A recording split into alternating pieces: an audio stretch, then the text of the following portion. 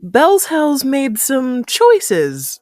Let's talk about it. Hey guys, it's CL, and welcome back to my YouTube channel. I make brand new Critical Role recaps every Monday at noon, and would be happy to have you join the party. If you haven't already, don't forget to subscribe and hit the Bertrand bell to be notified of future videos. Now, without further ado, let's discuss the 46th episode of Campaign 3 of Critical Role. The episode begins as Bell's Hells settle into the very creepy abode of the one and only Morrigan, the Fatestitcher. And she's awesome.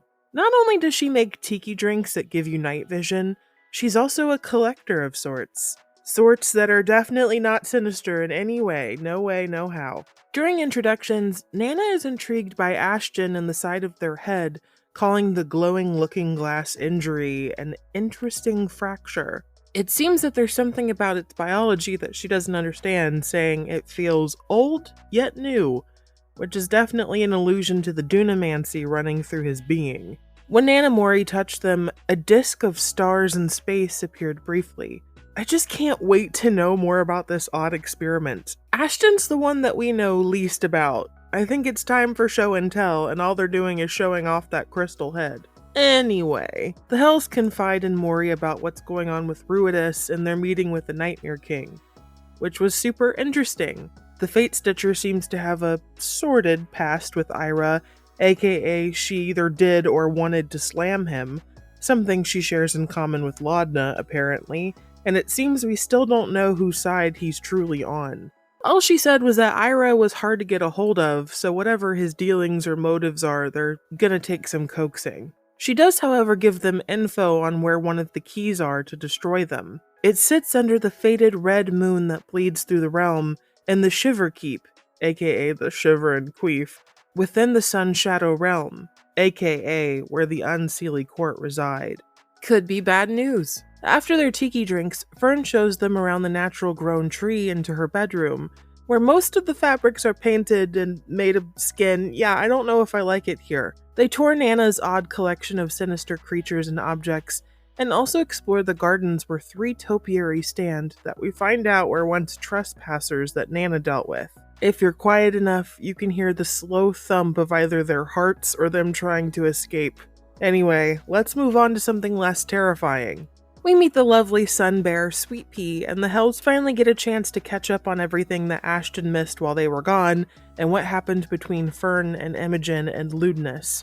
They explain about the Rylora and how some of the Exalted learn to control their dreams, which leads Imogen to attempt it that night with the accompaniment of FCG and Laudna via the Share Dream spell.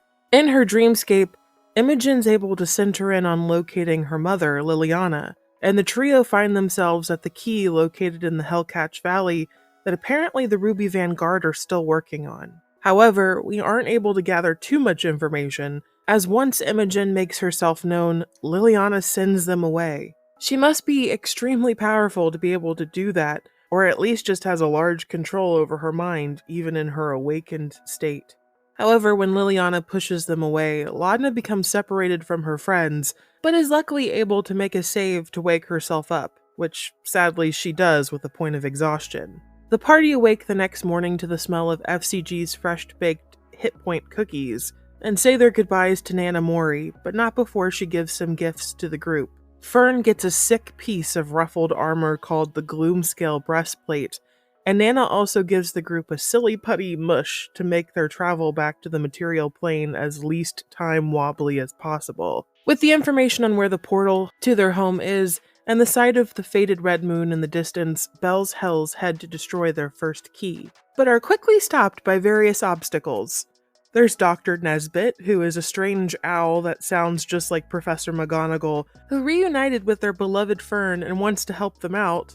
However, they don't have much tactical skill, or stealth, or martial ability, or well, anything besides a short-term memory and a penchant for talking in an accent I really like. The other problem crosses their path after saying goodbye to Dr. Nesbit, as they enter the land of the Unseelie Court, and that's centaurs. Instead of stealthing into the highly dangerous area, they charge full speed ahead, splashing loudly crossing a river, and are overheard by a band of centaurs that are hunting for prize. FCG is sadly noticed, and is the only one also able to communicate with the creatures, But the talking doesn't go well, and the trio of Fey decide to take the group into the Unseelie Court for coin. However, Imogen commands them to just don't, and that stops them for a round before Bell's Hells quickly knock them unconscious, deciding they're far too cool to kill. I agree. What did you guys think of the episode? Nana Mori is such a cool character, but she warns that the grounds in the court may want an iron tithe. What do you think that means? Blood? Are we about to watch the who eats who first situation play out in order to escape the bubbling and weird ground? How hard do you think it's going to be to destroy this key? Judging by the floating red moon above it, I'm imagining that the machine probably gets attention of some sort, so there'd have to be a protective force around it, or an army, or worse, who knows. Ludinus and Liliana seem very powerful. I mean, we know good old Ludi is. Do you think Caleb and Bo are still on his trail from Campaign 2? The 9 all thought he was pretty sus, but I don't think any of us could have guessed this was truly happening with the Martinet. Also, what do you guys think that there's going to be a Mighty 9 animated series? I'm so excited. How cool is that? Also, don't forget to check out Season 2 of The Legend of Vox Machina on Amazon Prime. I can't wait to make a video reviewing the season. Please leave a like, and don't forget to subscribe. Check out my recaps of Campaign 3 on my channel or my other videos. I recently put out a Bell's Hells ranking I think you might enjoy. Thank you so much for watching. Stay safe out there. Bidet, my friends.